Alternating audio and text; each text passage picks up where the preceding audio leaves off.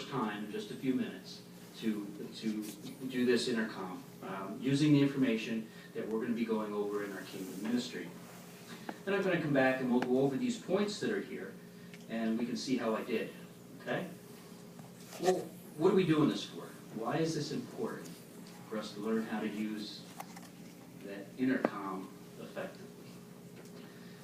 Well, if you look at an intercom, it's usually in our territory, this is generally the way we would see it, maybe not one just like that one, but we would generally see it in a wall near a gate or a door. I don't think we really have any apartments here where we have a whole big bank of them. But all these suggestions are the same, whether it's a bunch of them or it's one like we would normally see at a door here. Well, the way that it's on a wall is that it blocks us from the householder that's on the other side. And we're over here with the good news. So we don't know. There might be the one rare chance for that householder on the other side of that wall to hear the good news that we have to say. Romans 10:14, and we're going to have Brother Gardner here read Romans 10:14 for us. And it reminds us of what our goal is when we're in the ministry. However, how will they call on him if they have not put faith in him? How in turn will they put faith in him about whom they have not heard? How in turn will they hear without someone to preach? Okay, so for that very reason, because we want to reach as many people as we can, we're going to see more and more of these. Why? Because things are getting bad. People want to feel more secure. And if they want to be able to answer their door in the safety of their home, instead of putting themselves maybe in danger by coming outside and answering the door. So by us effectively using this intercom, we can get past that and we can reach them. There's a lot of good experiences throughout the world. In fact, there's a couple that I'm going to read from past yearbooks that illustrate that they can be effective. The first one's from the 2011 yearbook, pages 65 and 66. And the title of this was, "Do You Know Miss Nadia?" Interesting. Nadia is a pioneer in a congregation in northern Italy. In September 2009, she spoke through the intercom to a man who immediately interrupted her to tell her that his wife had just died, and he did not want to talk to her. Well, the following Sunday, Nadia went back to express her condolences and to highlight the Bible's resurrection hope. But the man's reaction was the same. Well, the Watchtower study that was held that same afternoon included the experience of a sister who had written a letter to someone who had just lost a loved one in death. So that made Nadia think of the man she had spoken to over the intercom. So she decided to write a letter of condolence and include details about the resurrection hope. Good idea. 2 days later, she left the letter in the man's mailbox. Well, several days later, Nadia was engaging in the street work, and she stopped a man in his 70s and to read a Bible verse to him. The man asked if she was one of Jehovah's Witnesses, and Nadia replied she was. Guess what? The man went on to explain that he had been visited by one of Jehovah's Witnesses who had left him a beautiful letter that deeply moved him. He then asked, "Do you know Miss Nadia?" Well, with much amazement on the part of both of them, Nadia introduced herself, and they made arrangements to visit with him with her husband. And not only did the man start to study the Bible, but he's now regularly attending the meetings. So what an excellent example of how to use the intercom, and her persistence paid off. And it's effective, very effective. And in 2000 yearbook, on page 54, paragraph 3, here's another one. This happened in a big city. In some big city territories, there are many buildings where, because of the fear of crime, householders seldom give publishers the opportunity to speak with them face to face. In Argentina, when witnessing in such a building, a publisher spoke through the intercom to a lady who listened attentively. Arrangements were made to continue the conversation on another occasion.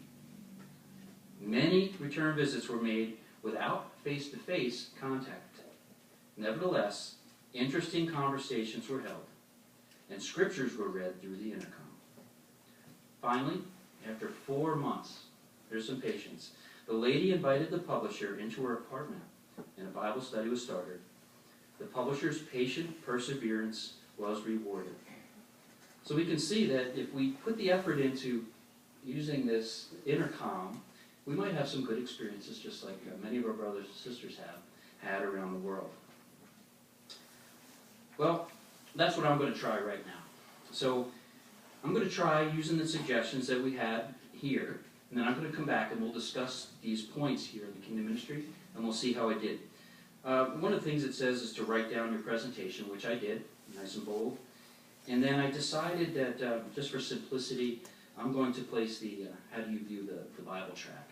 Because it's my first time and I want it to go well. Just in front of everybody, okay? So if you follow me over there, I'm going to give this a try.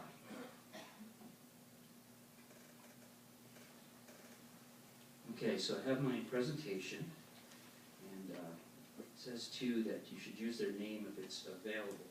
And there is a name on here, fortunately. Cedric. You know what? I'm going to call him Cedric, and let's try it. Let's see if that works. So let me, okay, here, this looks like Bell. I'm going to go ahead and give this a ring.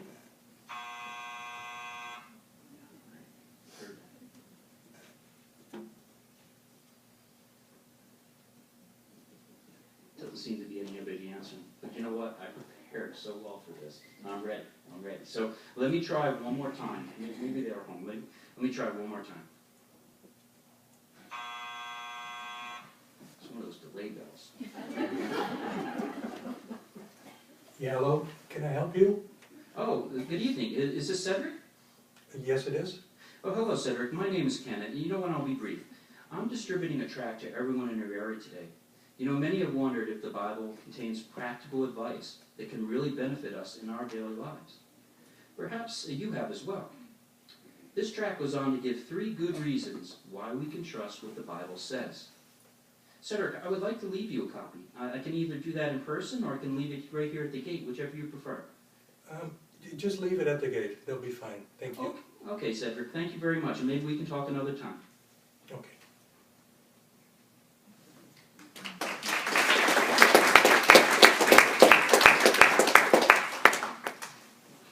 So, how did you do? Seemed easier than I thought it was going to be. So there, in our Kingdom Ministry there, it says, how do we do it? And it discusses 4 points. That first point, what does it tell us we want to do when we're preparing, or we want to be prepared in case we run into an intercom? What is one of the things? Sister Linton. I like it. It says, write it out and be brief. Yeah, write it out, right? And Sister Campbell. I thought this was interesting because it says if we do write it out, then we have a little more confidence in what we're going to say, and we don't hum and haw too much. Yeah, it helped me. Sister Say, I got your last name now. Yeah. And I also like how it says that, and now I lost my point. Right? Oh yeah, explain right away the purpose of your visit. Because we all, wonder what someone is selling when they knock on our door. So it's very important, and when they realize what you're there for, hopefully that will put them a little more at ease that you're not trying to get money from them. Yeah, it's hard enough when we're face-to-face with them to get right to our point. And when we're talking on that intercom, we have to remember that it's kind of an awkward situation. But it's very similar to what other activity that we do in our field ministry. What other activity do we do that's kind of similar to this? Sister Schmidt has it.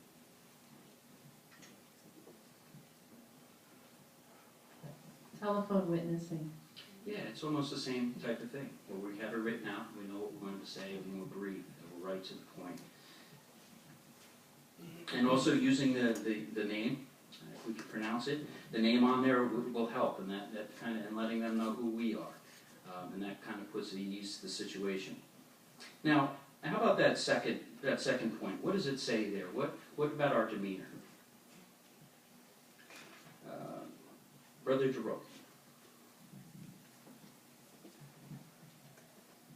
Said to be positive.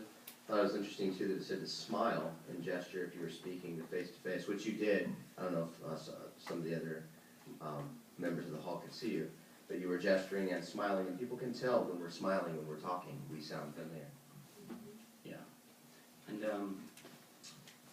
brother in the back, I'm going to think your name in a second. Montoya. And also when we maintain a positive viewpoint, we have a different tone, rather if we were to have a negative viewpoint, we have a different tone, so they can also hear our tone as well. Yeah, and if we have it written down, doesn't that kind of boost our confidence and allows us to actually be a little more relaxed and a little more tuned? Now, the third point is interesting as well. No, but we want to remember with our gestures, is there anything, this one doesn't have one. This is the cheaper version. But some of them have cameras. Some of them have cameras on them. So we want to be careful of that too, with maybe some of the gestures we do or what have you. We don't want to look awkward to them as they're looking at us through the, even as we're walking up to the door. They might even know we're coming up to the door. So we want to be careful of our conversations or any way that anything that we do at the door, because they might be watching us as well. There might be a camera somewhere else watching us too. But number 3 there also mentions out another good point there. Brother Suarez, Peter. Well, as opposed to sounding mechanical or perhaps pre-recorded, and this may be hard to do because, like you said, it's a little bit odd to talk into intercom, but we do want to relax and try and be as conversational as possible. And of course, speaking clearly with good volume. That doesn't mean that all the neighbors need to hear you, but clearly and with good, appropriate volume into the speaker. And then try to avoid unnecessary pauses because, again, they're waiting to hear why you're there at their door. Yes, Brother Burke.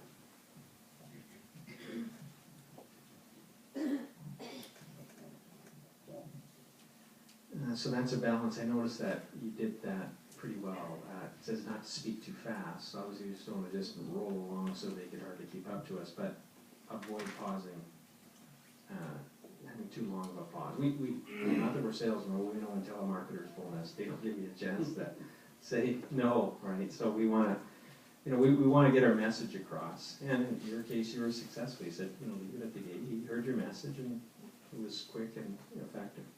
Yes. And this was a pretty good intercom. But what do we know about some intercoms? Brother Suarez in the back. Yeah, we gotta watch the volume, or sometimes they're loud coming out of us. We have to watch our volume going in, so we don't wanna put our mouth right up to it. We wanna speak just naturally like we would a microphone.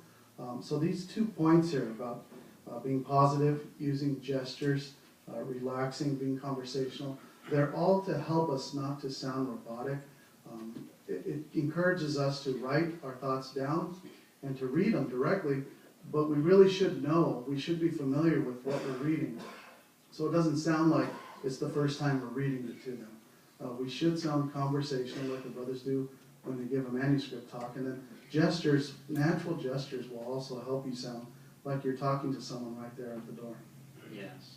And some of these intercoms, and you can generally tell when you hear them, if they sound really muffled to you, generally they're going to be hearing you about the same way. It generally goes that way. This was a really high quality one, and we had really good voice there. But we want to remember that too. So when we speak clearly, it's because it's very, it could be muffled on the other end. So they could be having a hard time hearing us. And if we go too fast, they might not get it. You ever try to listen to an announcement in the hospital? It's impossible. You hear the immediately at the end, but you don't know what they said. So, and then the last point, we don't get so much here, but it's still a good point to remember. How do we want to use good judgment? Sister Orsatti? In the territory that we came from, we had a lot of these buildings where they'd have like 20 or 30 Intercom. So I'd love